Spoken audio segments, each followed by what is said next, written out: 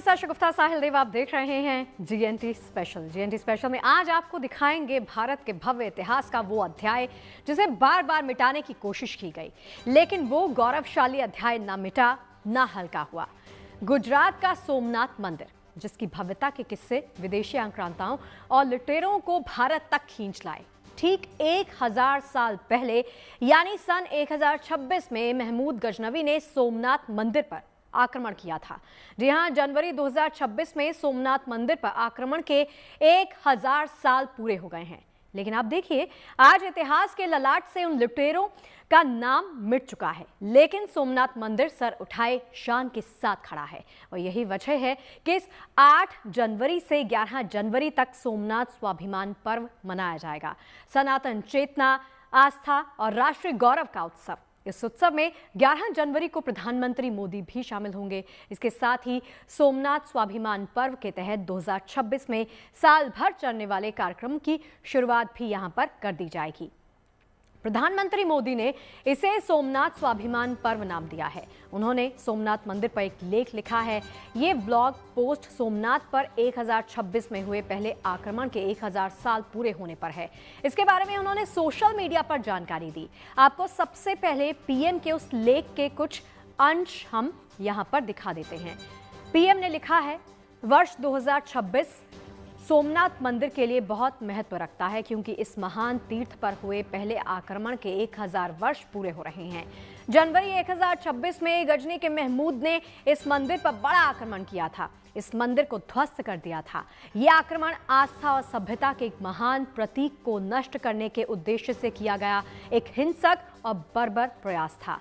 PM ने सोमनाथ की गाथा को विध्वंस की कहानी नहीं, बल्कि पिछले 1000 साल से चली आ रही भारत माता की करोड़ों संतानों के स्वाभिमान की गाथा बताया है। उन्होंने लिखा कि अतीत के आक्रमणकारी आज समय की धूल बन चुके हैं, लेकिन करोड़ों श्रद्धालुओं के लिए सोमनाथ आज भी आशा का अनंत नाद है। ये विश्वास का वो स्वर है जो टूटने के बाद भी उठने की प्रेरणा देता है।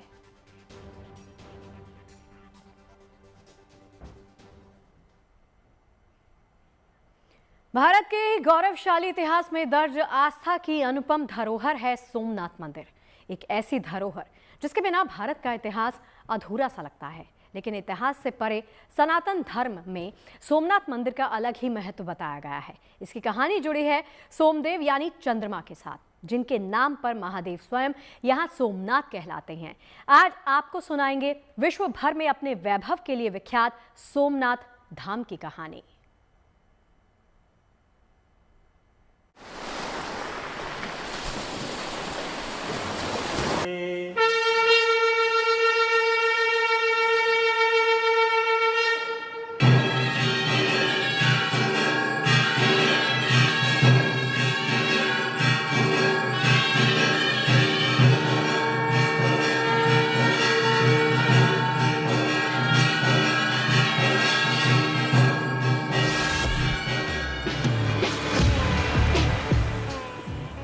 सौराष्ट्र के प्रभास तीर्थ क्षेत्र में सागर के तट पर आस्था की लहरों के बीच शान से विराजमान हैं सोमेश्वर महादेव।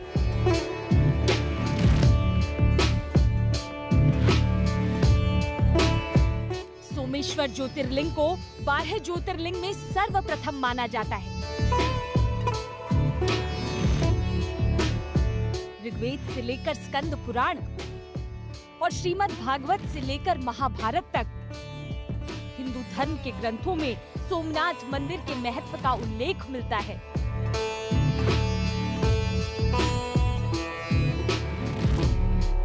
मान्यता है कि भगवान शिव की कृपा से दक्ष प्रजापति के श्राप से मुक्ति पाने के बाद मंदिर का निर्माण सोम यानी स्वयं चंद्रदेव ने करवाया था।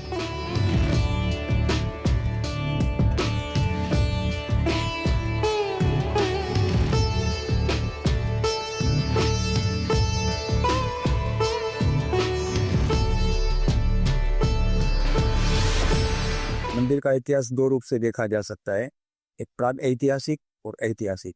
प्राग ऐतिहासिक इतिहास अगर देखें तो पुरा काल में भगवान चंद्र को शाप लगा था और शाप से मुक्ति पाने के लिए उन्होंने प्रभास में आकर 10 करोड़ महामृत्युंजय मंत्र का अनुष्ठान किया और यहाँ से भगवान शिव को प्रसन्न किया, और प्रसन्नता के बाद भगवान शिव ने उन्हें आशीर्वाद दिया, आज से तुम यहाँ से समुद्र से शिवलिंग निकालो और उस लिंग की तुम प्रतिष्ठा करो।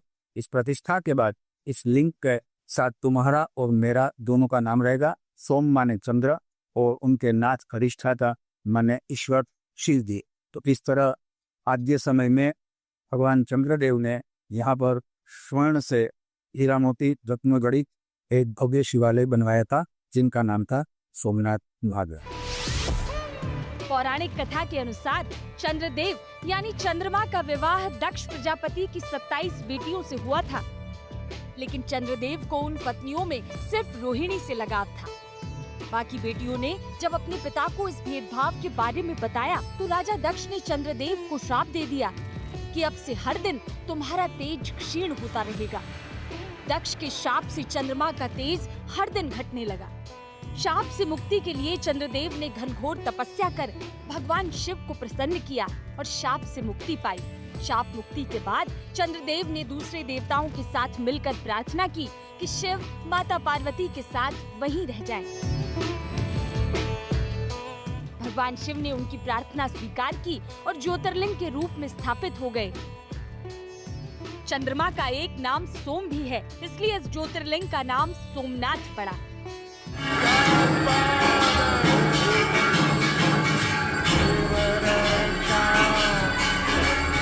ज्योतिर्लिंगों की जब स्थापना का प्रारंभ हुआ तो सबसे पहले सौराष्ट्र सोमनाथन च इस हेतु ज्योतिर्लिंग के प्रथम स्थापना इस पवित्र प्रभास की धरती पर हुई, जिसे सोमनाथ महादेव के नाम से लोग जानते। अपने निर्माण से लेकर कई शताब्दियों तक प्रभास तीर्थ क्षेत्र में शान से सर उठाए खड़ा रहा सोमेश्वर महादेव का ये मंदिर अपने अद्भुत वैभव और अकूत संपदा के साथ अरब यात्री अल बरूनी ने अपने यात्रा वृतांत में सोमनाथ मंदिर की भव्यता का वर्णन विस्तार से किया है। लेकिन फिर आई 11वीं सदी। इस दौर में समय की आंखों ने वो मंजर देखा जो भारत की पावन धरती पर कभी नहीं देखा गया था। विदेशी यात्रियों द्वारा किया गया सोमनाथ के वैभव का वर्णन गजनवी जैसे लुटेरों को हिंदुस्तान की चौखट तक खींच लाया था। प्रथम विध्वंस के आक्रमण के पहले ये भव्य शिवालय की बहुत दूर देशों तक प्रसिद्धि थी, क्योंकि उनकी मंदिर की जो घंटियां थी उनमें सबसे बड़ी घंटी थी, उनका वजन 2 मन 40 किलो था। उनकी जो सांकड़ तंबी थी वो करीबन 4000 किलो सोने से बनी सांकड़ थी। तो इतना वैभव इस सोमनाथ मंदिर के पास था, तो विध्वंसकारी आक्रमणकारी वर्ग सोचा कि इतना धन हमारे पास हो तो को केवल इसी धन की पिपासाओं ने उन लोगों ने इस मंदिर पे आक्रमण करने की योजना बनाई। पूरे हिंदुस्तान की तरह विदेशी आक्रांताओं के लालच, क्रूरता और रक्तपात से सोमनाथ क्षेत्र का सीना छलनी होने वाला था। जो सोमनाथ मंदिर 11वीं सदी तक भारत की भूमि पर सागर के किनारे अपने मूल रूप में बना रहा, सन 1026 में पहली बार उस मंदिर ने विध्वंस का सामना किया। उस घटना को 1000 साल बीत चुके हैं। गजनवी ने न केवल मंदिर को तहस नहस किया, बल्कि गजनवी मंदिर में मौजूद सोनी चांदी का एक एक टुकड़ा अपने साथ लेता गया। आज ही मैनी जी ने, हमारे प्रधान सेवक जी ने लिखा है कि मंदिर बार बार लेकिन मैं एक बात बताना चाहूंगा, इतिहास ऐसा लिखा है आचार्य विष्णुगुप्त ने, जिसे हम चाणक्य बोलते हैं, चाणक्य जी ने लिखा है इतिहास हमेशा विजेताओं का लिखा जाता है, पराजितों का नहीं। तो 1026 के बाद इस मंदिर का जो भी विध्वंस हुआ, इनके बारे में हमारे पास प्रमाणभूत ऐतिहासिक तथ्य माहिती बहुत कम उपलब्ध है। हाँ, गजनवी के साथ जो आक्रमणकारी के साथ कुछ लोग आए थे, उनमें इतिहासकार थे इनके, विशेष करके अल बिरूनी, उन्होंने इस मंदिर का वैभव, उनका विस्तार, उनके लिए जो प्राण निछावर करने वाले पंडित थे, साधु थे, उन सबका बहुत विस्तार से वर्णन किया है तवारीखी में। लेकिन वो फारसी में, आज फारसी पढ़ने वाले बहुत कम लोग हैं। हमारे पास उनके उपलब्ध अनुवाद से उपलब्ध है। इतिहास के पन्ने बताते हैं कि सोमनाथ मंदिर को अब तक 17 बार नष्ट किया गया, लेकिन इसे हर बार फिर से बनाया गया, पहले से भव्य, पहले से दिव्य। हमारे धर्म की विशेषता को समझिए, जितनी बार विध्वंस हुआ है उतनी बार उनसे भी अधिक भव्यता से, श्रद्धा से और उत्कटता से यह मंदिर का पुनर्निर्माण हुआ है। पहले सोने का मंदिर था, चांदी का मंदिर था, लकड़ी, चंदन की लकड़ियों से बना मंदिर था, पत्थर से बना मंदिर था, पत्थर पे बहुत अद्भुत शिल्प थे, लेकिन वो सारे विध्वंसकारियों ने नष्ट कर दिए। सोमनाथ मंदिर का इतिहास हजारों साल पुराना है और इतिहास की इस धारा के साथ जब चलना शुरू करते हैं तो बीच बीच में कई रिक्त स्थान आते हैं, कई अंतराल, कई घटनाएं जिनकी तारीख और उस दौरान हुए वाक्यों का ठीक ठाक ब्यौरा लिखित इतिहास में नहीं मिलता। लेकिन एक बात का उल्लेख कई जगह पर मिलता है कि पिछली सहस्त्राब्दी में बार बार इसे मिटाने की कोशिशें हुई, लेकिन ये मंदिर हर बार फिर खड़ा हो गया। आपको ग्राफिक्स के जरिए समझाते हैं कि इतिहास क्या कहता है। इतिहास में जिक्र मिलता है कि सन 1026 के जनवरी महीने में महमूद गजनवी ने सोमनाथ मंदिर पर आक्रमण कर दिया। गजनवी के 5000 लड़ाकों के साथ मंदिर को तहस नहस कर दिया, आदि शिवलिंग को खंडित किया और मंदिर की सारी संपत्ति लूट ली गई। अल बरूनी ने अपनी यात्रा वृत्तांत तहकीके हिंद में 1025 से 26 ईस्वी में महमूद गजनवी के आक्रमण का विवरण दिया है। लेकिन गजनवी के इस उत्पात के बाद गुजरात के राजा भीमदेव फिर से मंदिर का निर्माण उन्होंने करवा दिया। मालवा के राजा भोज ने भी इसमें योगदान दिया। सन 1093 में सिद्धराज जयसिंह ने मंदिर के भवन में कुछ और सुधार करवाए। 1168 में विजयेश्वर कुमारपाल मंदिर का सौंदर्यीकरण करवाया गया। इस काम में सौराष्ट्र के राजा खंगार से भी उन्होंने मदद ली, लेकिन मंदिर का ये भव्य स्वरूप ज्यादा समय तक टिक नहीं पाया। अब की बार मंदिर को बुरी नजर लगी अलाउद्दीन खिलजी की। 1297 में अलाउद्दीन खिलजी के सेनापति उलुग खान और नुसरत खान ने गुजरात पर हमला किया। एक बार फिर सोमनाथ मंदिर को नष्ट करने का प्रयास हुआ। इसे सोमनाथ मंदिर पर हुआ दूसरा सबसे बड़ा विनाशकारी हमला माना जाता है। खिलजी के हमले के कुछ साल के बाद सौराष्ट्र के राजा महिपाल देव प्रथमन ने मंदिर का जीर्णोद्धार करवाया। 1308 के आसपास इसका पुनर्निर्माण शुरू हुआ। 1395 में गुजरात के सुल्तान जफर खान ने मंदिर को फिर से क्षति पहुंचाई। इसी तरह मुगल बादशाह औरंगजेब के काल में भी सोमनाथ मंदिर को नुकसान पहुंचाया गया। औरंगजेब के काल में सोमनाथ मंदिर पर पहला हमला 1665 में हुआ। इसके बाद सन 1706 में औरंगजेब ने मंदिर पर दूसरी बार हमला करवाया और सोमनाथ मंदिर को पूरी तरह से ध्वस्त करवा दिया। लेकिन इसके लगभग 8 दशक के बाद यानी 1783 में मालवा साम्राज्य की महारानी अहिल्याबाई होलकर ने मूल मंदिर के पास दूसरा मंदिर बनवाकर देवादिदेव सोमनाथ की आराधना आरंभ करवाई, जिसे अब पुराना सोमनाथ मंदिर या अहिल्याबाई मंदिर भी कहा जाता है। यानी हर बार जब भी मंदिर का विध्वंस हुआ, किसी न किसी राज परिवार ने आगे बढ़कर मंदिर का निर्माण करवा दिया। शायद यही वजह रही कि इतने बार सहकर भी सोमनाथ मंदिर का अस्तित्व कभी पूरी तरह मिटा नहीं।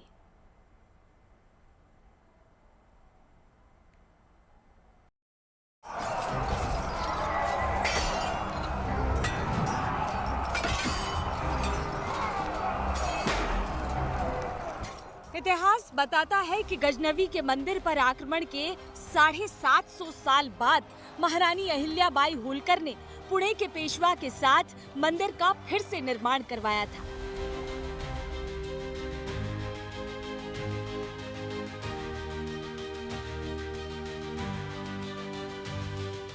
सोमनाथ मंदिर शताब्दियों से सहेजा गया इतिहास का एक अनमोल अध्याय है।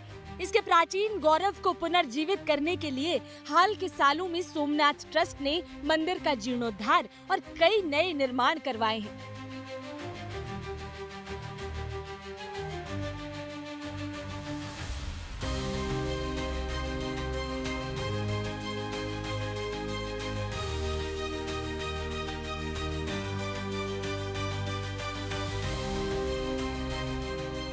आज सोमनाथ मंदिर के क्षेत्र का विस्तार कर इसे विराट रूप दे दिया गया है।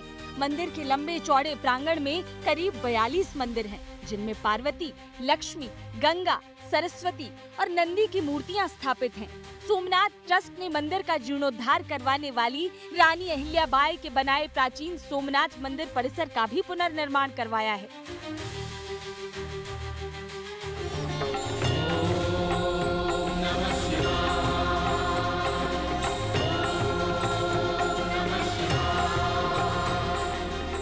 आज यदि आप सोमनाथ मंदिर के प्रांगण को देखें तो यकीन नहीं कर पाएंगे, विध्वंसक इतिहास के थपेड़ों का एक भी निशान यहाँ आज बाकी नहीं दिखता। सोमनाथ मंदिर अगर दिन में सोने सा दमकता है तो रात में लाइट एंड साउंड शो के दौरान मंदिर की छटा और भी अद्भुत हो जाती है। यानी एक प्रमुख धर्मस्थल होने के साथ साथ सोमनाथ मंदिर अब पर्यटन, अध्यात्म और इतिहास का अनूठा संगम बन गया है। सोमनाथ प्रांगण में दूर से ही दिखाई दे जाती है मंदिर को निहारते लौह पुरुष सरदार वल्लभ भाई पटेल की प्रतिमा। सरदार पटेल ने ही आखिरी बार मंदिर को फिर से बनवाने की शुरुआत की थी। आज मौजूद सोमनाथ मंदिर देश को उन्हीं की देन है। मंदिर का ये स्वरूप कभी साकार न हो पाता अगर देश के पहले उप प्रधानमंत्री सरदार वल्लभ भाई पटेल ने उस दिन वो प्रतिज्ञा न ली होती। 13 नवंबर 1947 को एक विशेष ट्रेन के कोच में सवार होकर पहले जूनागढ़ और फिर वहां से सोमनाथ पहुंचे थे सरदार पटेल। आजादी के बाद वो पहले बड़े नेता थे जो मंदिर की उस खस्ता हालत को देखने पहुंचे थे। मंदिर की हालत देखकर सरदार पटेल को बेहद ठेस पहुंची थी। उसी दिन मंदिर के पीछे समुद्र का जल अपने हाथ में लेकर लौह पुरुष ने प्रतिज्ञा की कि चाहे जो हो जाए मंदिर का पुनः निर्माण होकर रहेगा। आरसी हुकूमत के बाद हमारे लौह पुरुष जिसे हम कहते हैं प्रथम गृह मंत्री सरदार वल्लभ भाई पटेल, इन्होंने इसी जल की समुद्र के जल के संकल्प लिया था कि मैं इस मंदिर का पुनर्निर्माण करूंगा। उनका संकल्प 1951 में संपूर्ण हुआ तो मैं उसे लौह पुरुष कम मानूंगा, उसे निर्णय पुरुष कहूंगा। निर्णय पुरुष हमारे लिए बिल्कुल नया शब्द है, अभी मेरे लिए सरदार के लिए प्रकट हुआ है। तो उन्होंने जो संकल्प किया है ये विध्वंस और पुनर्सृजन, इनका एक सबसे अनूठा उदाहरण अर्थात भगवान सोमनाथ का नूतन मंदिर।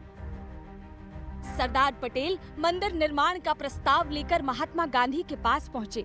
गांधी जी ने मंदिर के लिए जनता से धन इकट्ठा करने का सुझाव दिया और देखते ही देखते मंदिर के पुनर्निर्माण का काम शुरू हो गया। अयोध्या राम जन्मभूमि मंदिर के आर्किटेक्ट चंद्रकांत भाई सोमपुरा के दादा पद्मश्री प्रभाशंकर सोमपुरा को मंदिर का आर्किटेक्ट नियुक्त किया गया और 1951 में चालुक्य वास्तुकला शैली में बनकर तैयार हुआ भव्य सोमनाथ मंदिर। 11 मई 1951 को देश के पहले राष्ट्रपति डॉक्टर राजेंद्र प्रसाद ने मंदिर का लोकार्पण किया। सोमनाथ मंदिर ने फिर से अपनी भव्यता को प्राप्त कर लिया। वो समारोह ऐतिहासिक था जब मंदिर के द्वार दर्शनों के लिए खोले गए थे।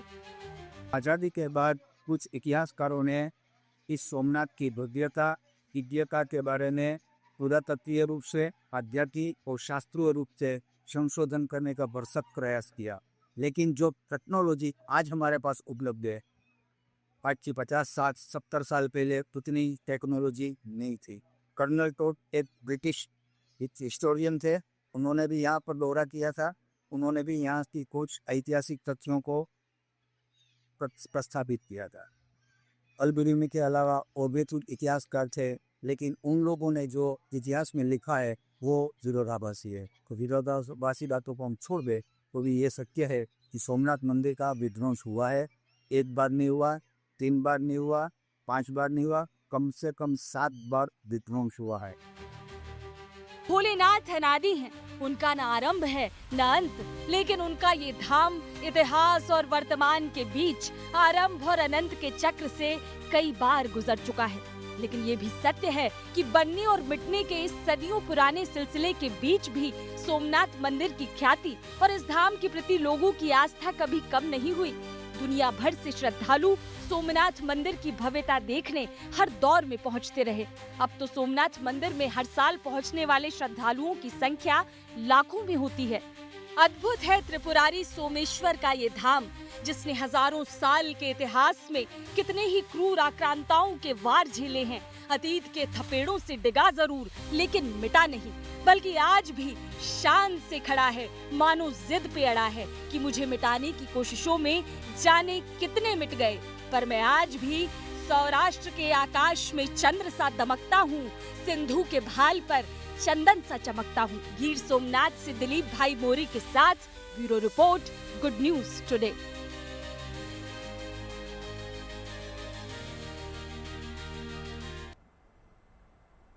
तो चलिए, ये तो थी कहानी सोमनाथ धाम की, लेकिन आपको बता दें कि सोमनाथ मंदिर के अलावा सौराष्ट्र के इस पावन भूखंड में कई और पवित्र स्थान भी मौजूद हैं।